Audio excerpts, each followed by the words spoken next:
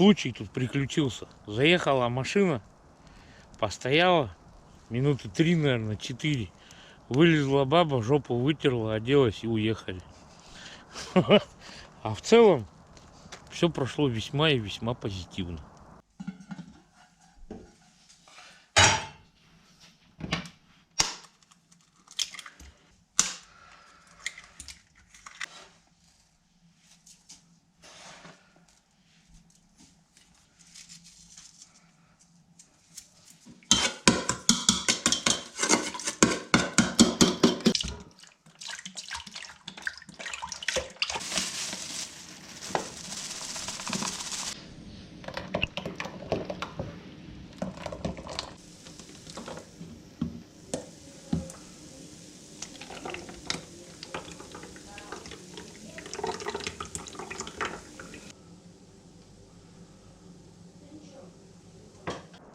Здравия, други!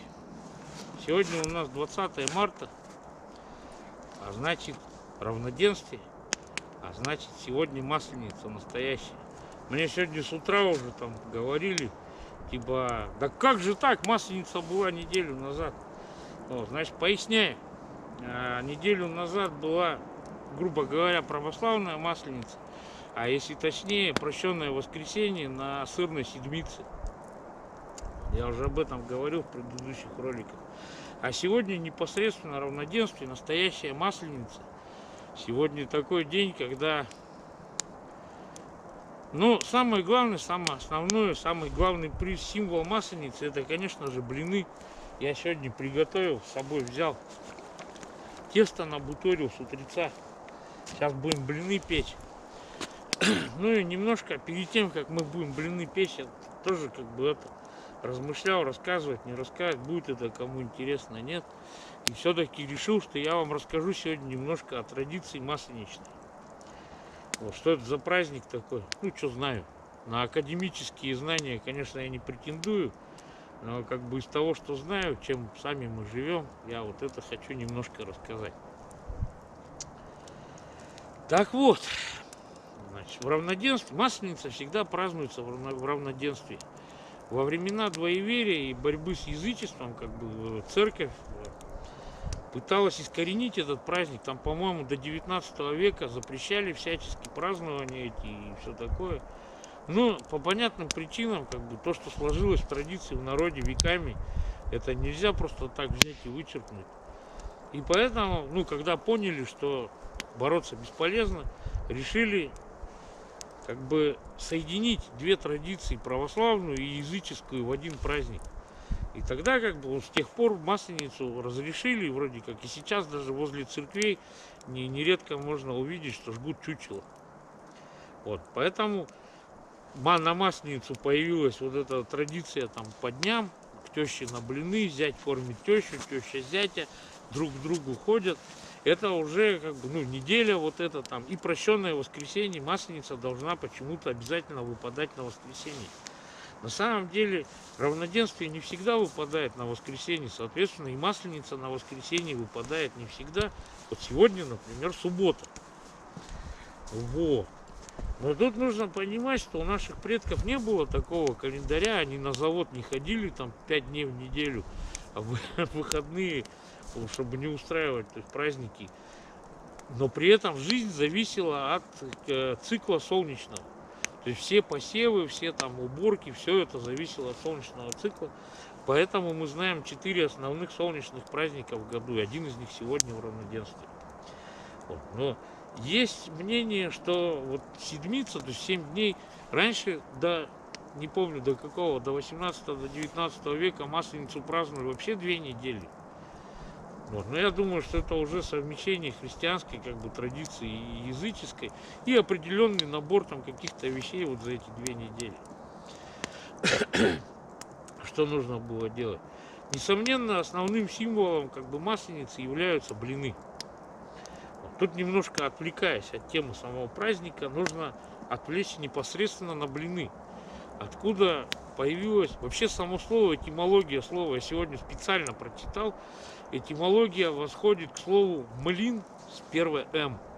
Это круг на мельнице, который между жерновов растирает, который муку, он блином назывался. Ну и, соответственно, по схожести там кто-то из ученых нашел, что похож блин на вот на этот жернов, и поэтому слово как бы из млинами называли, перешло вот сюда, к нам попало и стал блин. Есть мнение, что раньше блины называли комами.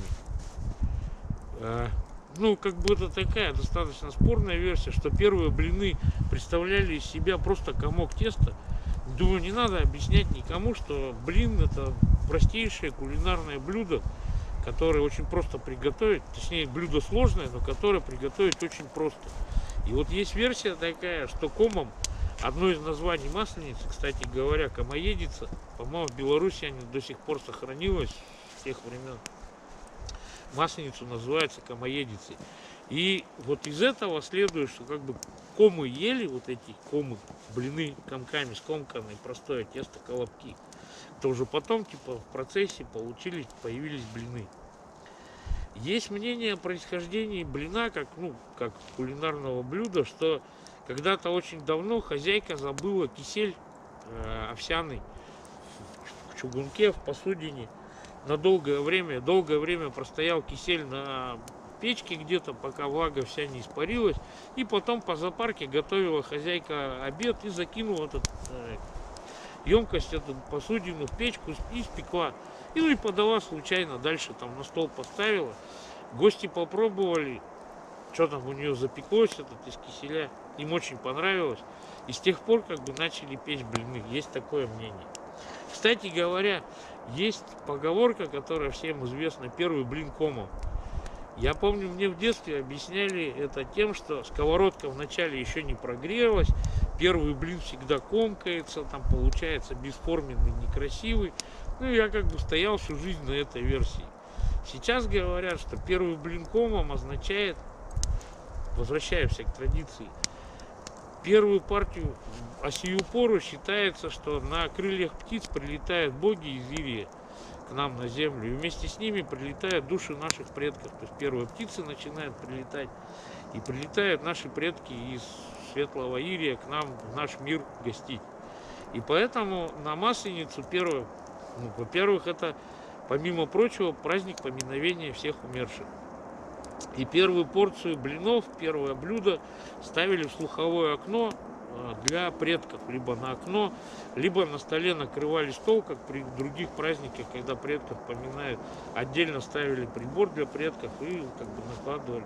И вот первые блины, первый блин комами, есть мнение, что комами называли как раз таки души предков наших вернувшихся. И первый блин комом означает то, что первый блин нужно подать, угостить наших предков. Такая версия есть. Есть версия о том, что ком – это медведь. Ком, кам, шаман, медведь. И первый блин, якобы существовала традиция ходить в это время в лес, кормить медведя. Медведю выносили, сейчас по преданиям просыпаются медведи и лешие в лесу. И медведю несли блины в лес, чтобы угостить медведя, когда он проснется. И ком – это медведь. Первый блин медведем получается, первый блин ком. Как там на самом деле все было, сказать сейчас сложно, потому что все перепуталось в нашем мире. Найти достоверные источники, которые бы утверждали однозначно, будет очень сложно. Много очень выдумок.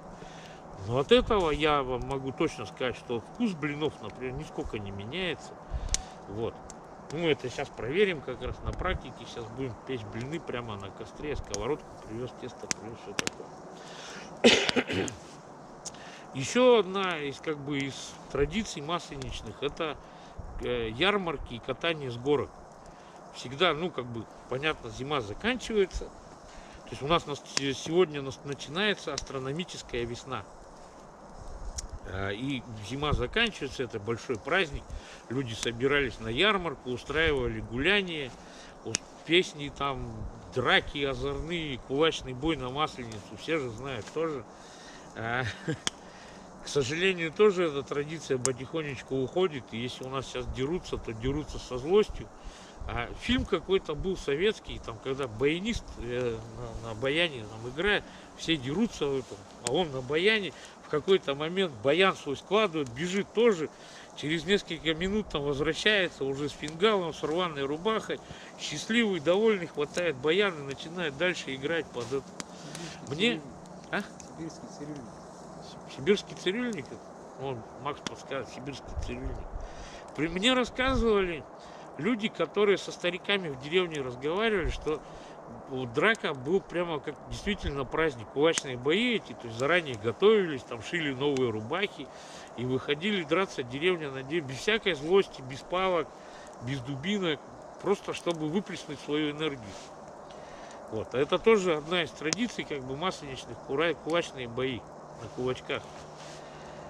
Вот. Еще одна традиция по поводу режения чучела.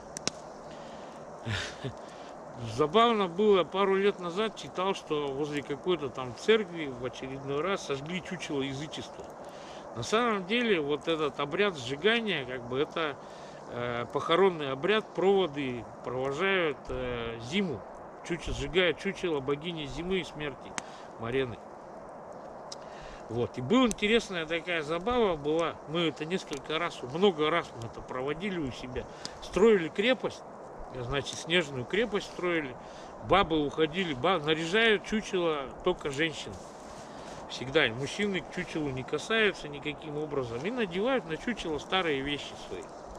Потом уносят это чучело, ставят в крепости. И, значит, девки, бабы, женщины наши охраняют, защищают крепость, а мужики должны ее приступом взять штурмом. Но чтобы было интереснее, просто так, ну что там, забежал, перепрыгнул, там, забрал, забрать нужно было чучело оттуда вытащить, а девки не давали. И вот, чтобы было интересно, мы всегда атаковали на коняшках. Нужно было, с третьей атаки мы должны были взять крепость. Число 3 сакральное, как бы, ну, все знают же, это же очевидно. И поэтому 3 попытки должно быть. Первую атаку девки отбивают, вторую отбивают, а на третью уже нельзя, чтобы отбили. Надо прорваться в крепость, забрать чучело. И вот, значит, мужики залазят друг другу на плечи, на коняшки и берут приступом крепость. Либо берут одного, например, за руки, за ноги и как-то рановым крепость пробивают. При этом девки, естественно, не стоят на месте, девки отбиваются. В наше современное время девки отбиваются снежками и всем, что попадется под руку, и снега. А в традиции, насколько мне известно, отбивались и граблями, и лопатами, и, то есть, ну, по-серьезному. Тут простая логика же. Зимой у женщин как бы особо работы нет никакой. Они сидят себе, ткут, придут, песни поют, там на вечерки ходят, танцуют кадриль городскую и все такое. А вроде как с приходом весны начинаются снова там земледельческие работы. И вот чтобы не возвращаться к земледельческим работам, не отпускать зиму, поэтому они очень яростно отбивали свою церковь, не давали как бы отбить чучело. Но и тем не менее, после третьей атаки, когда отбивали такие чучело, забирали, его несли хоронить на костер, на краду сжигать. Вот. Ну, трупосожжение — это известная практика в проводах как бы умерших. Вот. И на Масленицу она один из обрядов, который как бы исполняется на Масленицу. Вот. Что-то еще хотел сказать про это, но уже забыл. Думаю, что болтовни на этом будет достаточно. Единственное, что я хочу сказать, это я думаю, что если православный, например, который пост не держит, ну это дело каждого, держать пост или не держать. Я думаю, что если сегодня в настоящую Масленицу, когда Масленица комоедица, православный съест языческого блина, у него язвы никакой не будет, и изнутри он наверняка не сгорит. То же самое, как в прощенное воскресенье, язычнику попросить прощения у своих близких, друзей, язык не отпадет, нога не отсохнет, там, голова на бок не отвалится. И очень важный момент, который я все время, о котором говорю по поводу традиционализма. Традиция не знает, традиция не статична, традиция изменяется со временем. Что-то привносится, что-то уходит. И поэтому нельзя вот так вот решить, там, сказать, вот наши предки делали вот так и вот так, и поэтому мы должны точно так же все это повторять буква в букву. Я думаю, что это неправильно. Я думаю, что нужно проникнуться традицией, вникнуть в ее суть и, перелагая как бы на современные, на наши реалии, возрождать или по-новому создавать, основываясь на том, что нам досталось от наших предков, строить что-то новое. Вот. На этом нудная лекционная часть у нас заканчивается. Переходим к выпеканию блинов.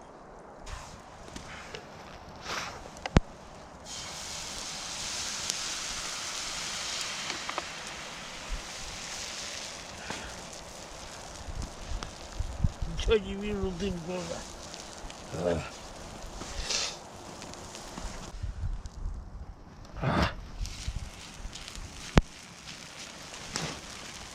Лишка маленько огня подубавить бы.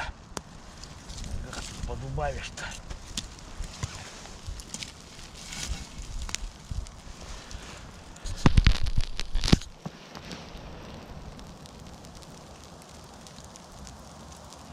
Как на масляной неделе из 5 блины летели. Ой, блины, блины, блины, вы блиночки мои. Все равно вкуснее лесные-то.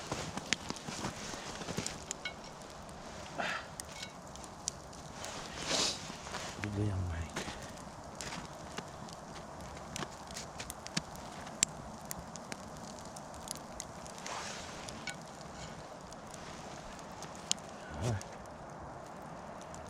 Держи горяченький.